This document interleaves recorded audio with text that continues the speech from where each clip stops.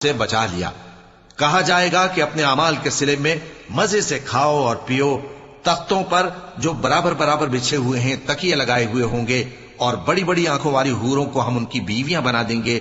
और जो लोग ईमान लाए और उनकी औलाद भी राहे ईमान में उनके पीछे चली, हम उनकी औलाद को भी उनके दर्जे तक पहुंचा देंगे और उनके अमाल में से कुछ कम न करेंगे।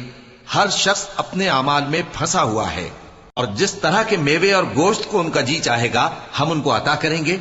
वहां वो जामे शराब की छीना झपटी करेंगे, जिसके पीने से न कोई लग़्व बात होगी और न कोई गुनाह का काम।